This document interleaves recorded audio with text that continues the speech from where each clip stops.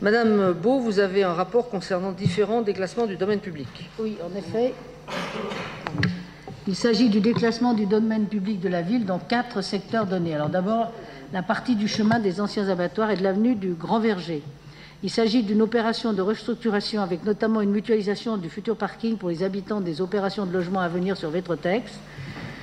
2 emprises du domaine public routier qui doivent être cédées à la société Chambédis étant Leclerc, maître d'ouvrage, avenue du Grand Verger, pour une superficie d'environ 977 m², et chemin des anciens abattoirs pour une superficie d'environ 850 m².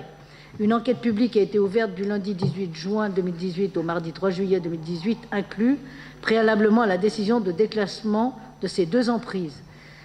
Monsieur Cartanaz, le commissaire enquêteur, a rendu un avis favorable au déclassement du domaine public, donc des 2 parties, des anciens abattoirs pour partie et de l'avenue du Grand Verger pour une autre partie.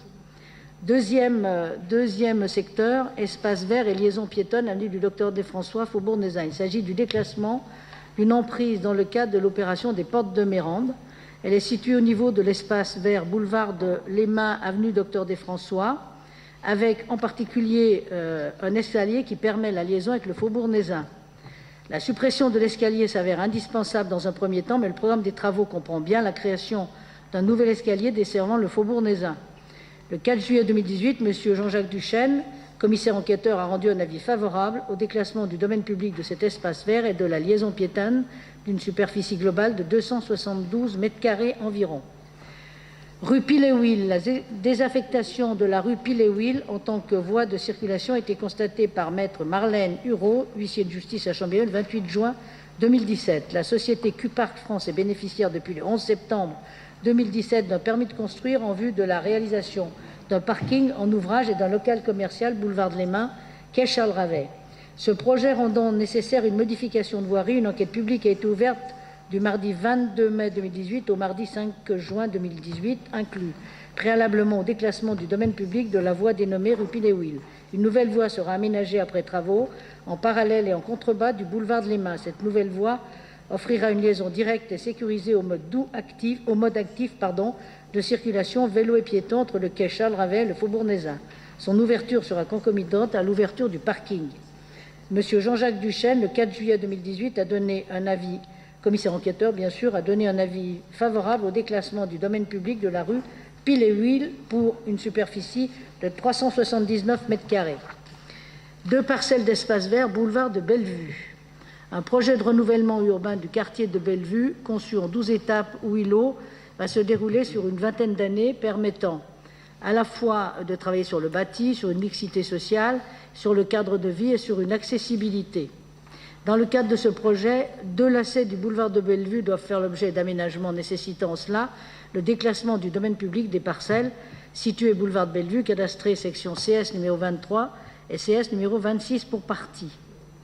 Bien que ne s'agissant pas d'un déclassement du domaine public routier, une enquête publique a toutefois été ouverte du 10 au 24 juillet inclus, afin de porter à la connaissance du public les projets envisagés pour ce secteur.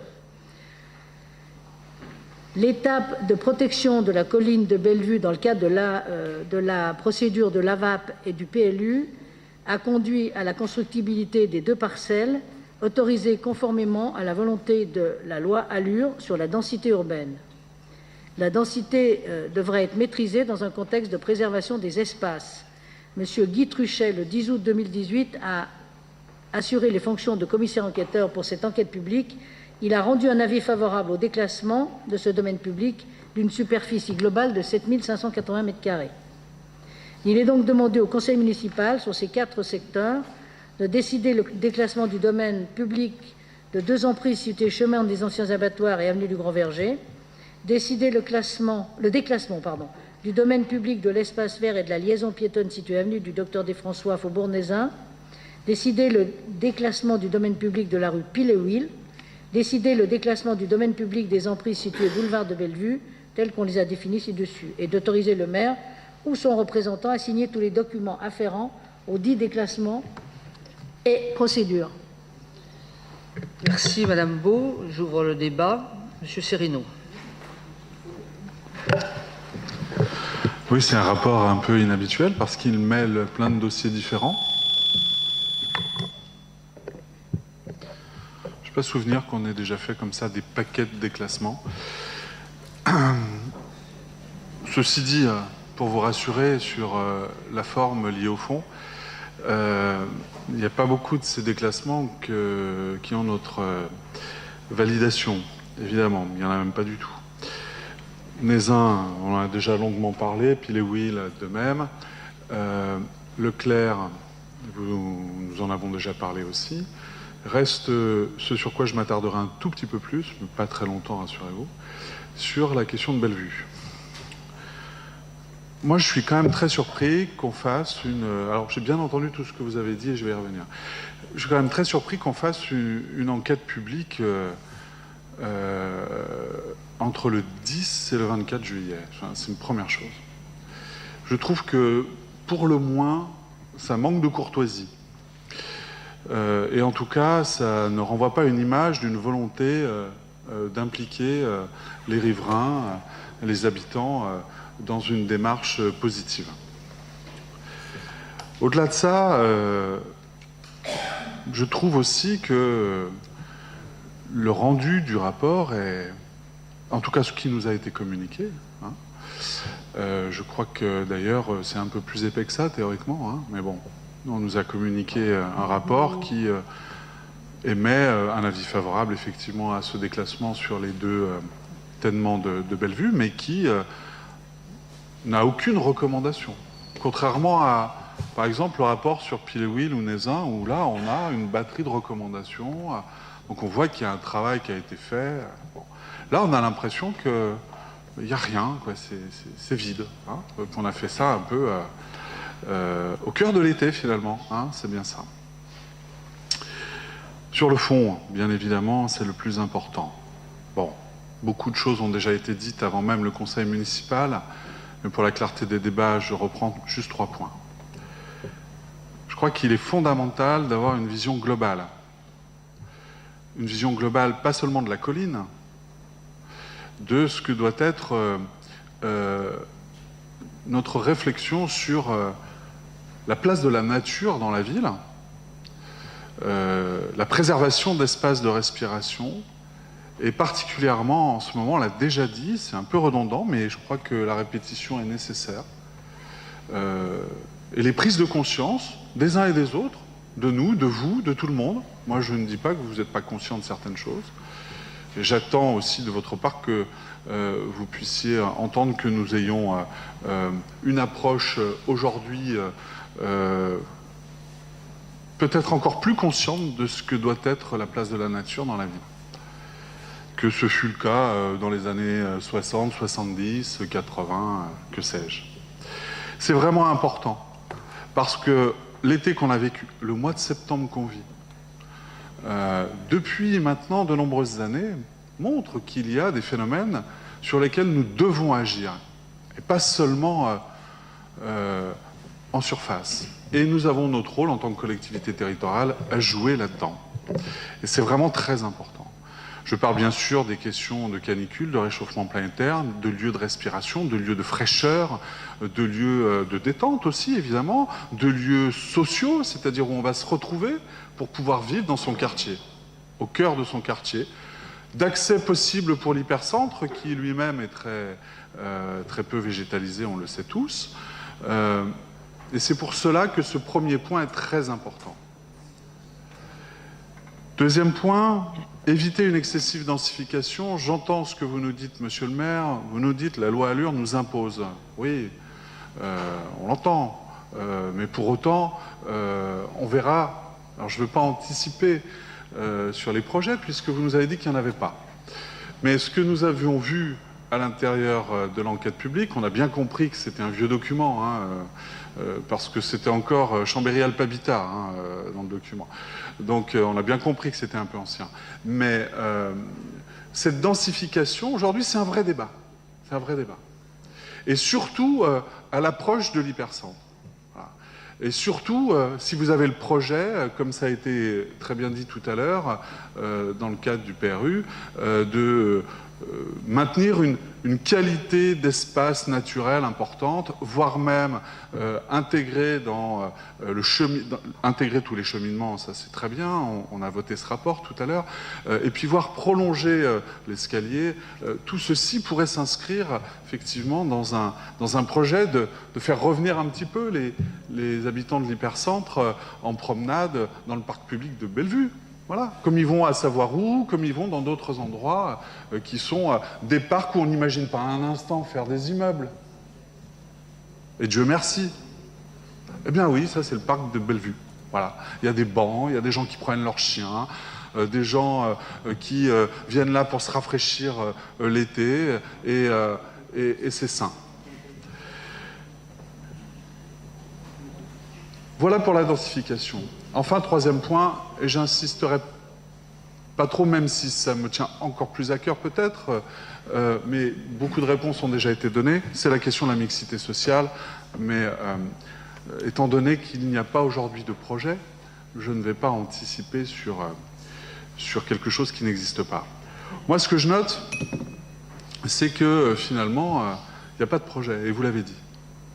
Donc, finalement, ce soir, il y a un espoir qu'il n'y ait rien qui se fasse ici, autre que préserver cet espace, voire même l'améliorer un jour. Alors, c'est vrai que c'est toujours un peu étrange de devoir masquer ses intentions pour obtenir des accords avec des partenaires. Je trouve toujours ça un peu étrange. C'est ce que j'ai compris de ce que vous avez dit finalement. Moi, j'espère juste, et c'est pour ça que moi je ne voterai pas ce rapport évidemment, pour ne pas rentrer dans cette nébuleuse, j'espère juste qu'il n'y aura pas de projet immobilier ici. Voilà. Je crois que ce n'est pas le but, et c'est pour cela que personnellement je ne voterai pas ce rapport. Très bien. Monsieur Chassot. J'ai été un tout petit peu plus rapide, mais si, non, mais il veut compléter. Si Alexandra Turner veut... Oui, non, moi je ne répondrai pas spécifiquement sur Bellevue et sur ces deux parcelles. Je voulais simplement dire que je suis content que vous ayez pris conscience de la nécessité de sauvegarder la biodiversité. Ça n'a pas toujours été le cas à Chambéry. Je peux prendre quelques exemples. Hein. L'avenue d'Annecy, par exemple. L'avenue d'Annecy, bétonnée.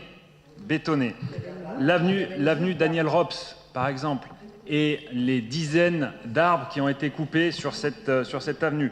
Je prendrai un autre exemple, puisqu'un projet qui a fait débat pendant la campagne électorale, c'était le débat de la Cassine, par exemple, avec la création.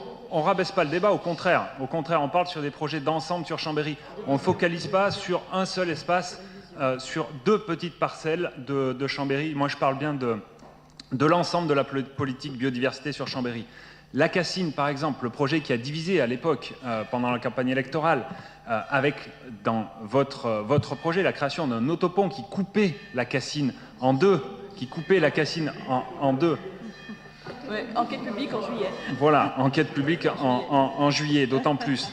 Donc, sur Chambéry, nous, on le voit aujourd'hui, la biodiversité est vraiment un enjeu important que nous avons pris en compte. Le parc du Vernet, par exemple, les aménagements qui ont eu lieu dans le parc du Vernet, la place du Palais de Justice, des espaces verts qui ont été mis sur la place du Palais de Justice, qui avant était totalement minéral, qui s'appelait d'ailleurs, dont le surnom s'appelait la Grillade.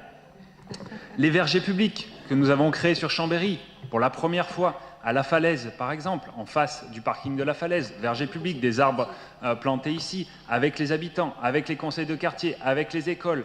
Jopé, l'aménagement qui a eu lieu à Jopé, le verger public à Jopé également, là aussi, sur demande d'habitants, avec le conseil de quartier. Sur Chambéry-le-Vieux, l'aménagement de vergers publics sur Chambéry-le-Vieux également, avec, là aussi, les conseils de quartier, en impliquant les écoles. C'est là aussi des arbres qui ont été plantés, des aménagements en faveur de la biodiversité qui ont été créés en termes de mise en relation de tous ces espaces. Le parcours nature qui a connu un grand succès l'été dernier et encore cette année avec 2 sites rajoutés qui permettent de découvrir tous les sites que nous avons sur Chambéry. Le maire en a parlé dans les propos liminaires. À Vétrotex, le parc urbain qui va être créé à Vétrotex, tout au long de l'Alès, le parc de Blainville. Ça, c'est aussi un vrai aménagement dans l'écoquartier que nous avons choisi de faire. La Cassine, le projet de la Cassine, vous êtes sans doute rendu à la foire, vous avez vu les aménagements, vous avez vu les visuels qui sont proposés à la Cassine. La Cassine, c'est très loin de l'image qu'on en a donnée à l'époque où on a présenté le projet. C'est vraiment un espace avec des parcs urbains, avec des toits végétalisés, avec des jardins qui peuvent être à la fois au sol, mais pourquoi pas également sur les toits. Une promenade le long également de la Cassine. Un exemple également, le cimetière de Chambéry, qui aussi aujourd'hui est aménagé et est utilisé comme un parc, comme l'ensemble. Oui, ça vous plaît peut-être pas, Monsieur Fajot, mais c'est la réalité sur Chambéry. Aujourd'hui, on a vraiment pris en compte les enjeux de biodiversité et nous pourrons regarder, on le dit souvent, on peut faire le débat aujourd'hui, mais nous regarderons à la fin du mandat le bilan très clair de ce qui s'est passé avant et de ce que nous avons mis en place sur Chambéry en matière de biodiversité. Nous pourrons le faire et là-dessus nous sommes sereins. Nous savons que nous avons largement amélioré la situation à Chambéry. Madame Turnard. Merci, Monsieur le maire. Sur le fait qu'il n'y ait pas de projet et qu'on déclasse aujourd'hui, je pense que ce qui a été dit et ce qui était présent dans la première étude, ce qui a été présenté dans les différents documents d'urbanisme et ce qui a été dit aussi par Madame la première adjointe, notamment au moment du vote de la VAP, de ce document qui vient protéger les parcelles et qui a vu le déclassement de ces deux îlots, c'est qu'à un moment, on préserve aussi des espaces verts sur certains endroits au détriment ou au bénéfice d'autres lieux. On entend parler depuis tout à l'heure du poumon vert de Bellevue, du parc de Bellevue, ce lieu où on se promène. Autant sur la parcelle qui est la plus en hauteur, qu'on dit chez nous l'îlot 4, puisque c'est comme ça qu'il s'appelle, je pense qu'on est effectivement sur un environnement paysager de très bonne qualité. Autant sur l'îlot 3, qui est un parking sauvage, qui a été un jeu de boules, dans lequel on a même eu quelqu'un à un moment qui désossait des voitures. La qualité de l'espace ne me paraît pas non plus la plus élevée. Bon. Et puis, je voudrais quand même signaler que dans cet espace-là, autant sur la cité où nous sommes en cours de réhabilitation, on aurait aussi pu faire le choix de tout démolir, raser et puis tout reconstruire. Et là, on aurait été dans l'obligation de taquer les espaces verts et ce n'est pas le choix que nous avons fait. Et c'est pour ça que dans le document du PUR régional sur le conventionnement de Bellevue, on considère qu'il faut être en préservation de ces espaces. On a aussi un parc en proximité de Bellevue qui s'appelle le parc de la Calamine, qui est énorme, qui est un énorme poumon vert qui fait la connexion en plus avec un autre quartier de Chambéry et qui est un espace aussi où les gens peuvent se balader.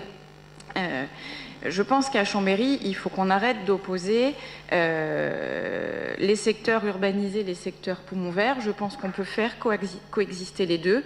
Il y a des opérations aujourd'hui d'urbanisme dans lesquelles on arrive à faire cohabiter des espaces verts, des espaces végétalisés et de l'habitation. Et je trouve même parfois plutôt ça pertinent que de mettre l'habitant au cœur d'un poumon vert. C'est aussi agréable pour lui. Alors moi, je redirais ce que j'ai dit tout à l'heure au moment où le conseil municipal n'était pas ouvert. C'est que si Cristal Habitat se porte acquéreur de ces parcelles, c'est pour nous un gage de ce qui pourrait être travaillé sur ces deux îlots. Aujourd'hui, moi, je ne prends pas d'engagement sur 70% de privé d'accession, 30% de social, parce qu'on n'en est absolument pas là. Si on se dit qu'aujourd'hui, on veut travailler un projet avec les habitants, peut-être qu'on ne commence pas par poser des chiffres qui nous bloquent sur combien de social, combien d'accession. Et puis peut-être qu'aussi, on pourrait réfléchir des modes d'habitat différents et innovants. Et moi, je suis prête à travailler avec mon collègue Aloïs Chassot, parce que je suis sûre qu'à tous les deux, on pourrait aussi avoir des propositions à faire entre Cristal Habitat et le développement durable, proposer sur des parcelles comme celle-ci un habitat différent et intégré. Monsieur Serino. Très rapidement, puisque Aloïs Chassot a donné un ton particulier à la discussion que, pour l'heure, je n'avais pas donné. Non, parce que je pense qu'à un moment, il y a des enjeux là, et que j'ai abordés d'ailleurs dans le propos, qui dépassent je dirais, des visions qui peuvent être polémiques. Dans ce que vient de dire Madame Turnard, eh bien, il y a des choses, moi, que j'entends et que je trouve intéressantes, c'est-à-dire d'arriver à trouver un point d'équilibre entre urbanisation et bien-être et végétalisation, et ça n'est rien d'autre ce que j'ai dit. Et je pense que c'est dommage si dans nos débats, au-delà du petit jeu que l'on joue parfois, les uns et les autres, c'est dommage si on n'est pas capable d'avoir à un moment, sur des dossiers qui sont un petit peu sensibles ou importants et qui engagent l'avenir, eh bien, une attitude sûrement moins polémique. Voilà, on peut tous faire des listes de regrets, cher Aloïs Chassot. On peut tous faire des listes de regrets. Hein, ça, il n'y a pas de problème. Vous avez 4 ans d'ancienneté, il y en a d'autres qui en ont plus. Ce que je note, moi, c'est que quand il s'agit de faire des reproches, quand il s'agit de faire ces petites joutes politiciennes, vous vous rappelez que vous avez des prédécesseurs. Quand il s'agit de projets que vous valorisez et qui sont partis bien avant vous, là, vous les oubliez. Voilà. Donc chacun peut faire ses listes et on peut s'amuser à ça.